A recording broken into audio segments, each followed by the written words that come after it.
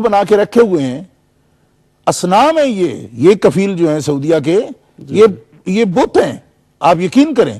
لیکن میں یہ ایک اسلامی نقطہ نظر سے، اور یہ قباحت ہے ملوکیت کی، بادشاہت کی، یہ قباحت ہے، شورا ہی کوئی نہیں، بات سننی نہیں کسی کی. اور جو مولوی چند ایک جو ہے بکاؤ وہ اپنے ساتھ رکھے ہوئے ہیں، ان کو حکومت کا حصے دار بنایا ہوا ہے، وہ اپنے ذہن کے مطابق. اب دیکھو اتنا بڑا حرام کام ہو رہا ہے، اس پہ ایک لفظ نہیں بولتے، اور سارا زور اس بات پر ہے کہ کسی قبر پر فاتح نہیں پڑھنا، کسی قبر پر کتبہ نہیں لگانا، کسی قبر پر نشان نہ ہو جائے، کیونکہ قبر پر نشان ہو جائے تو جناب شریعت کی دیواریں گر جاتی ہیں سارا. اب اس کو کہتے ہیں، یہ ملا لوگ جو ہیں یہ دین اسلام کا چہرہ بگاڑ رہے ہیں. اتنا بڑا حرام کام ہو رہا ہے ٹریڈ میں سارا، اور جس سے اسلام بدنام ہو رہا ہے پوری دنیا کے اندر. ہم یہاں بیٹھے ہیں یورپ میں، تقابلاً میں ایک بات آپ سے عرض کرتا ہوں بطور ایک، اس پر شیئر کر لیتے ہم. آپ اندازہ کریں کہ پوری دنیا جو ہے، اب امریکہ کو، کینیڈا کو دیکھیں، جن ملکوں پر تنقید کرتے ہیں یہ لوگ، ان ملکوں کا نظام دیکھیں کم از کم، اور اس کے مقابلے میں یہ اپنی حالت دیکھیں کہ ایک بت پال رکھا ہے کفیل کے نام پر، اور بیچارے غریب ملکوں سے لوگ جو آئے ہوئے ہیں، وہ اگر وہ کوئی کام بھی نہیں کر رہے نا تب بھی ان کو کفیل کی ضرورت ہے. ٹھیک ہے جی، اور وہ پیسہ خرچ کر کے اس ملک میں آئے ہیں، اب یہاں کام بھی کوئی نہیں مل رہا، تب بھی کفیل کو جو ایک معینہ رقم ہے وہ ان کو ادا کرنی پڑے گی، کوئی سنوائی نہیں، کوئی بات. لیکن اس کے ساتھ ساتھ میں اپنے کالر کو یہ بھی کہنا چاہتا ہوں کہ یہ تو سارا فلسفہ ہے، اور اس کا احتجاج کریں تو کس سے کریں؟ اور اسلام کے اندر جو بھی کفالہ کا باب ہے اس میں ہم نے کبھی بھی یہ کفالہ نہیں دیکھا، کسی بھی فقہ کے اندر کفالہ کی یہ بدترین صورت ہم نے نہیں دیکھی جو انہوں نے اپنی طرف سے بنا رکھی ہے. اس لیے میں کالر سے یہ عرض کرنا چاہتا ہوں کہ اگر آپ کو اللہ تبارک تعالیٰ جل شانہ رہائی دے ایسے امور سے تو یہ دعا کر سکتے ہم. لیکن جب آپ اس ایک ماحول میں پس رہے ہیں اس چکی کے اندر، تو اس وقت آپ کو یہ جو مسئلہ ہم بیان کر رہے ہیں اس کو نافذ کرنے کی آپ میں طاقت نہیں ہے. لہذا آپ اس کے مطابق جب تک آپ یہ جبر سہ سکتے ہیں وہاں آپ کو سہنا پڑے گا، تاں کہ اللہ تبارک تعالیٰ جل شانہ کو رہائی کے اس پورے ملک کو جو انہوں نے قید کر رکھا ہے، وہاں تو اتنی اجازت نہیں کہ آپ دروشی پڑھ سکے اپنی مرضی سے. اندازہ کیجئے، محفل میلاد کرتے ہوئے لوگوں کو پکڑ کر جیل کے اندر ڈال دیا گیا. اب اتنا بھی کوئی جرم ہے؟ یا یہ ممالک ہیں، ہم کہتے ہیں کہ غیر مسلم ممالک، یہاں جب جلوس نکل سکتا ہے، میلاد پاک کا جلوس ہو سکتا ہے 10 میل لمبا، اور کوئی اس پہ جرا نہیں ہے. تو ظلم کی حد یہ ہے کہ ایک نام جو اسلام کا نام رکھا ہوا ہے ملک کا، اس ملک کے اندر آپ آقا صلی اللہ علیہ وسلم کے جہاں عید الوطنی کا جلوس ہوتا ہے، استقلال، اپنی گورنمنٹ کے استقلال کے جلوس ہوتے ہیں، وہاں رسول خدا صلی اللہ علیہ وسلم کی تشریف آوری کی خوشی میں مسلمان جلوس پوری دنیا میں نکال رہے ہیں. وہ کون سا شرک ہے جو مراکش سے لے کر سری لنکا تک، بنگلہ دیش تک مسلمان کر رہے ہیں، اور وہ پھر شرک بھی ہے اور مشرک بھی نہیں ہو رہے. انہی لوگوں کو کل تم ویزا بھی تو جاری کرتے ہو سعودی عرب میں آنے کا، تو میں یہ پوچھتا ہوں وہ کون سے مشرک ہیں جن کا داخلہ حرم میں جائز ہے اور ان کے کام جو ہیں وہ خالص مشرکانہ ہیں؟ یہی بات غور کرنی چاہیے.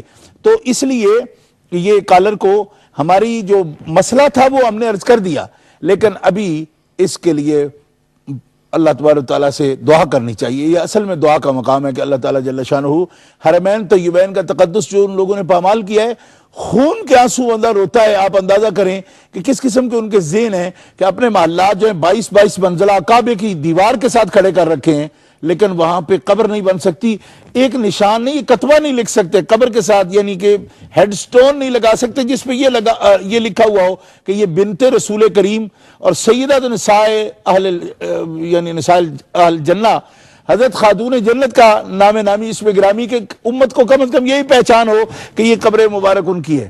اور حضرت سیدہ طیبہ طاہرہ سیدہ کونین مخدومہ دارین حضرت خدیجۃ الکبریٰ، اسلام کی پہلی خاتون جو ہیں کہ جن کے صدقات دین اسلام کی بنیاد ہیں، سب سے زیادہ خرچہ انہوں نے کیا ہے اور دین اسلام کے لیے سب سے اول خرچہ کیا ہے. اتنی عظیم ہستی کی قبر انور کے قریب بندہ نہیں جا سکتا، دور سے کھڑے ہو کر جو ہے تقریباً اس سے 3 فرلانگ کے فاصلے پہ او جو دور تمہیں فلاں درخت نظر آتا ہے اس کے ساتھ کہیں ان کی قبریں.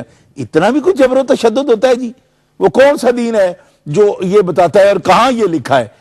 اس قسم کے جبر کے ساتھ یہ سارا نظام قائم ہے اور نام اسلام کا دے رکھا ہے۔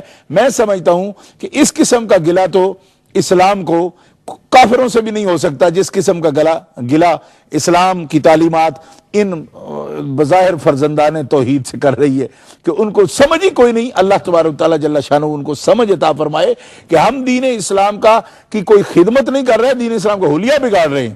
جزاکم اللہ، بہت شکریہ حضرت۔ ہمارے ساتھ حیدر صدیق صاحب بڑی دیر سے لائن پر ہیں لندن سے۔ السلام علیکم۔ وعلیکم جی، آپ کی خدمت میں شاہ صاحب کی خدمت سلام عرض کرتا ہوں۔ وعلیکم السلام ورحمۃ اللہ۔ سر میں نے شاہ صاحب سے ایک مسئلے کی بات پوچھنی ہے۔ ہمارے نزدیک ایک مدرسہ ہے جہاں پر بچے قرآن پاک وغیرہ پڑھتے ہیں اور ہم خود بھی پڑھاتے تھے وہاں پر۔ اس مدرسے کو ہم مسجد کے طور پر بھی استعمال کرتے ہیں تاکہ کچھ نمازی حضرات نماز وغیرہ ادا کر لیں، اور اب انہوں نے ایک اور جگہ بڑی خرید لی ہے جہاں پر انہوں نے اس کا نام کمیونٹی سینٹر رکھا ہے، اور ہر جمعے کی نماز کے بعد ہم نبی پاک کی خدمت اقدس میں صلاۃ و سلام پیش کرتے ہیں۔ جو مینجمنٹ آئی ہے انہوں نے ہمیں نکال دیا وہاں سے یہ کہہ کر کہ یہ بدعہ ہے اور تم یہاں سلام نہیں پڑھ سکتے، کسی اور مسجد میں جا کے پڑھو، اپنے گھروں میں پڑھو، لیکن تم یہاں نہیں پڑھ سکتے۔ ہمیں زبردستی نکال دیا گیا اور ہمیں یہ بھی کہہ دیا گیا کہ تم اپنے بچوں کو بھی گھر میں پڑھاؤ، یہاں بچے بھی تمہارے نہیں آ سکتے۔ اور انہوں نے زبردستی ہمارے ساتھ کی، لکھ کر لگا دیا کہ نماز کے بعد آپ فوراً یہاں سے نکل جایا کرو۔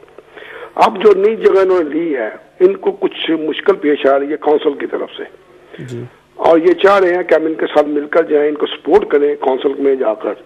تو میں یہ پوچھنا چاہ رہا ہوں کہ کیا شرعی طور پر ہمیں اس چیز کی اجازت ہے کہ ہم ان کے خلاف آواز اٹھائیں، ان کے خلاف ووٹ دیں، کیونکہ ہماری نظر میں یہ گستاخ رسول ہے۔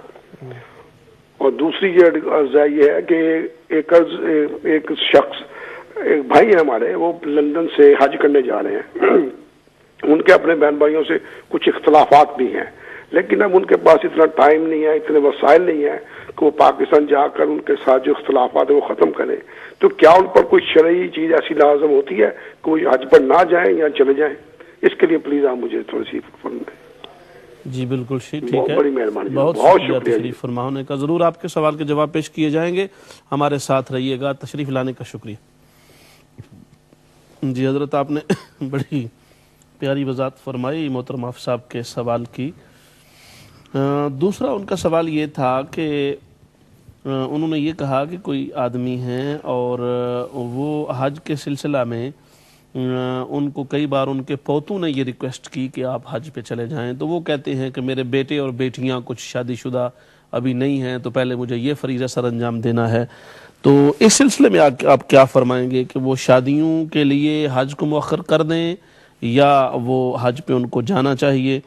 بلکہ یہاں تک انہوں نے پھر اگلا اس کا یہ بھی وضاحت کی کہ وہ بیٹے اپنے اخراجات سے ان کو حج کروانا چاہتے ہیں، تو اس ساری صورتحال میں ان کے لیے کیا حکم ہے شرعی طور پہ؟ بسم اللہ الرحمن الرحیم۔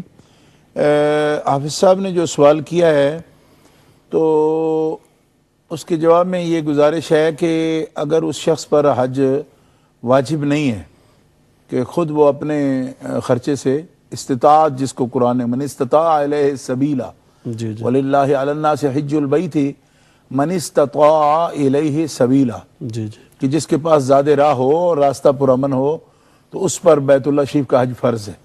وہ صاحب استطاعت خود نہیں ہے ذاتی طور پر، لیکن ان کی اولاد صاحب استطاعت ہے اور وہ چاہتے ہیں کہ وہ اپنے ماں باپ کو حج کے لیے بھیجیں یا والد کو حج کے لیے بھیجیں، تو ان کو حج پر جانا چاہیے۔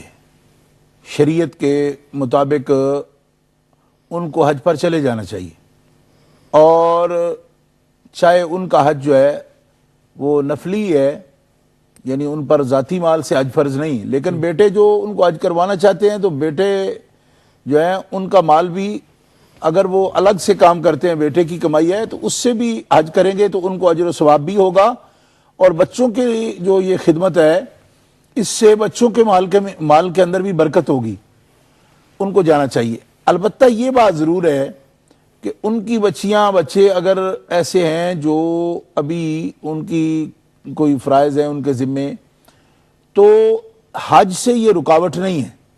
ٹھیک، حج کرنے سے یہ کوئی رکاوٹ نہیں ہے. اگر ان کے پاس صاحب استطاعت ہوتے جی تو بھی شادی مؤخر کر کے وہ حج پر جا سکتے تھے. ہاں اس صورت میں کہ خدا نخواستہ الیاذ باللہ تعالی کہ بچے جو ہیں یا بچیاں ان میں کوئی توقان میں مبتلا ہو. اب اس کی تشریح میں توقان کی اصحاب علم پر چھوڑتا ہوں. ایک لفظ بولوں گا اردو کے حساب سے کہ اگر معاذ اللہ کوئی بچہ یا بچی ہیجان میں مبتلا ہو, ٹھیک ہے جی, ہیجان, یہ ترجمہ صرف توقان کا کروں گا. ہیجان میں مبتلا ہو کہ اگر ان کی شادی مؤخر کی جا رہی ہے تو اس صورت میں کوئی بہت بڑا ان سے گناہ کا صدور کا خطرہ ہے. اس صورت میں نکاح کو اول کریں, ان کو مؤخر نہ کریں.